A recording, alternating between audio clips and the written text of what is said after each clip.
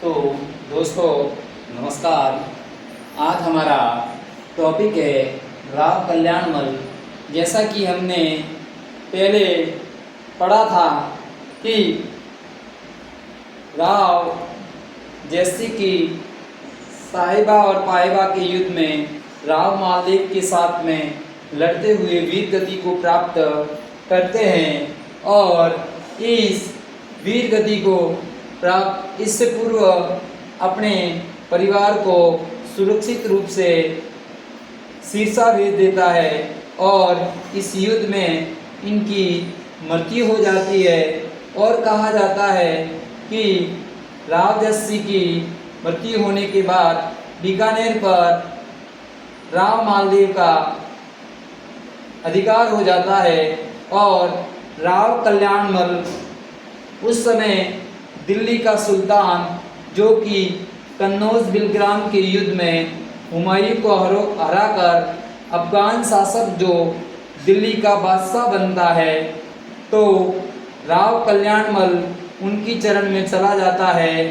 साथ में ही मेड़ता का राव वीरमदेव, जो कि मालदेव से वह भी पराजित हो जाता है, तो अपने अपमान का बदला लेने के लिए वह इनकी चरण में चला जाता है। और कहा जाता है कि कुछ समय पश्चात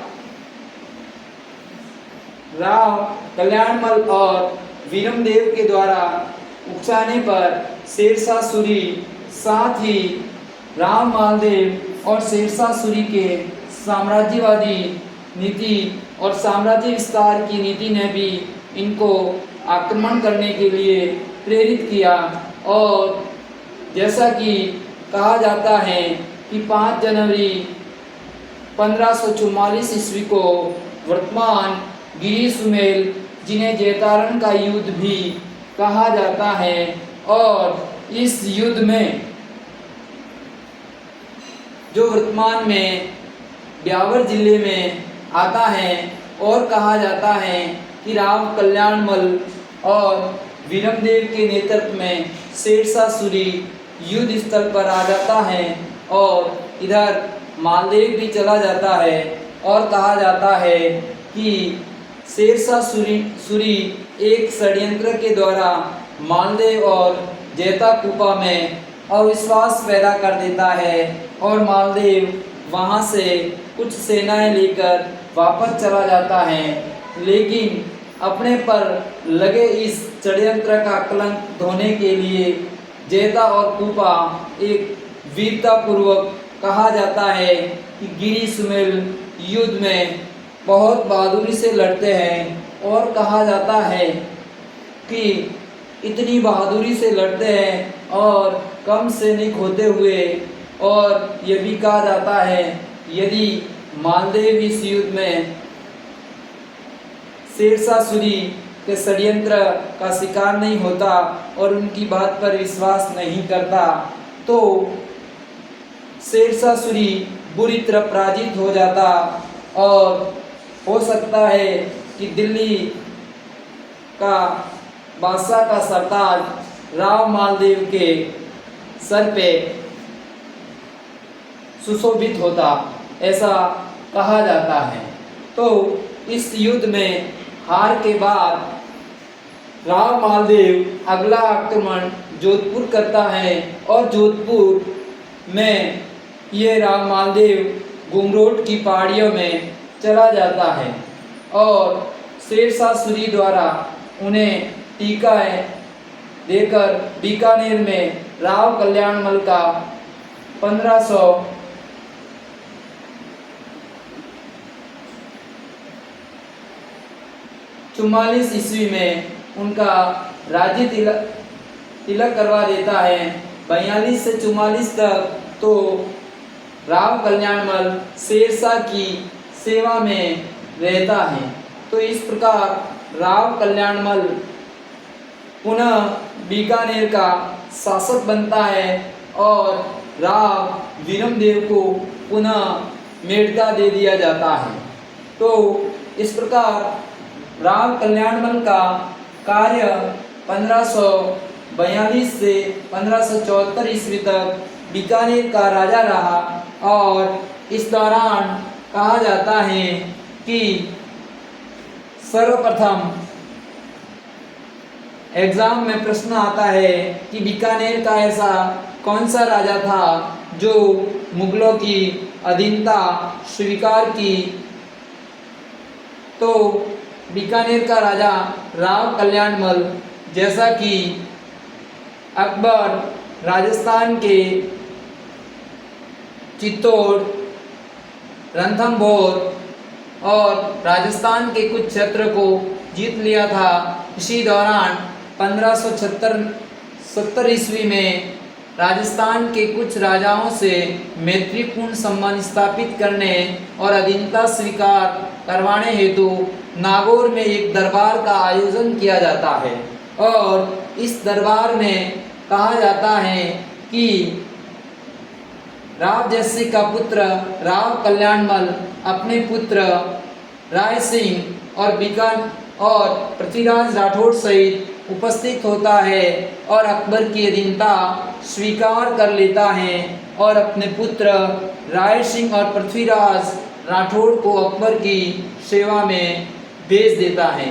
तो हमें याद रखना है कि बीकानेर का प्रथम राजा था राव कल्याणमल, जो अकबर की अधीनता स्वीकार करता है, और अपने पुत्र राय सिंह और पृथ्वीराज राठौड़, जो एक राजस्थान का एक महान कवि, जो अकबर के दरबार में एक कवि के रूप में सुशोभित था। तो हमें याद रखना है 1542 से 1544 तक शेरशाह सूरी की चरण में रहा और शेरशाह सूरी का सहयोग से जैतारण का युद्ध उसमें नेतृत्व किया। इस युद्ध में मालदेव की हार के बाद शेरशाह सूरी द्वारा उन्हें बीकानेर का राजा बनाया और इनसे पूर्व राव जस्सी के समय राजकुमार के रूप में कहा जाता है कि 17 मार्च 1527 ईस्वी को खानवा के युद्ध में पाती परवन संदेशा के तहत राव जस्सी राव कल्याणमल के नेतृत्व में सेना भेजता है। तो खानवा के युद्ध में सहयोग के रूप में राजकुमार राव कल्याणमल जाता है। इनके पश्चात हम उनके भाई राय सिंह और पृथ्वीराज राठौड़ है और इनका एक भाई ठाकुर जी था। कहा जाता है कि जिसने बठिंडा, फतेहाबाद और उसके आसपास के क्षेत्र पर अधिकार कर लिया था और बीकानेर का एक क्षेत्र स्थापित किया था।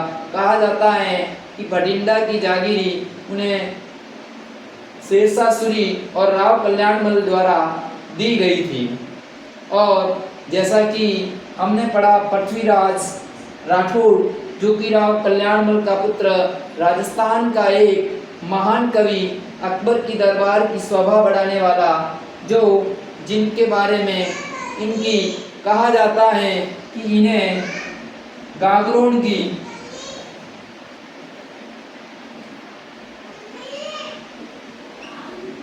अकबर द्वारा इन्हें गागरोन की जागीर दी और इस जागीर के दौरान ये वर्तमान में झालावाड़ है, जहाँ खिची राजवंश राजपूतों का पहले शासन हुआ करता था।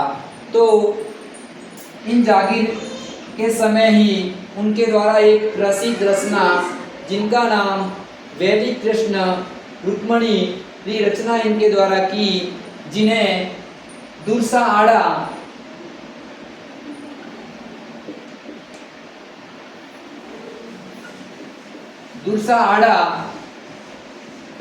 पांचवा वेद और 19वां पुराण। तो कई बार एग्जाम में आ सकता है कि वैदिक कृष्ण रुक्मणी जो राधा कृष्ण पर लिखी, इन्हें 5वां वेद और 19वां पुराण किसने कहा, तो ये दुर्सा आड़ा ने कहा। इनके पश्चात इनके द्वारा और भी रचना की, तो गंगा लहरीरा दुआ इनकी रचना है, दसम भागवतरा दुआ इनकी, फिर इनके भाई के नाम से ठाकुर जी रा दुहा नाम से रचना की और कल्लारायमलोद, दी कुंडलिया, यह भी साहित्य इनके द्वारा लिखा गया। और जैसा कि विदित है कि पृथ्वीराज राठौड़ और महाराणा प्रताप ये दोनों समकालीन थे। कहा जाता है कि जब अधीनता स्वीकार करने के लिए एक कन्हैयालाल सेठी की कविता है पाथल और पीथल। पीथल पृथ्वीराज राठौड़ को संकेत करता है और पाथल महाराणा प्रताप को संकेत करता है। पीथल को कहा जाता है कि कविता के माध्यम से अकबर महाराणा प्रताप को अधीनता स्वीकार करने के लिए कहता है, लेकिन पाथल यानी महाराणा प्रताप उनका एक सुंदर सा जवाब देता है और उनके वाक्यान हम मातृभूमि और स्वाभिमान की रक्षा के लिए और अपने मेवाड़ के गौरवशाली इतिहास की परंपरा को बनाए रखने के लिए उसने अधीनता स्वीकार नहीं की और एक सुंदर सा जवाब देता है। तो ये हमारे राष्ट्रीय कवि कन्हैयालाल सेठी द्वारा रचित रचना है। इनमें ये बड़ा अच्छा वर्णन किया गया है।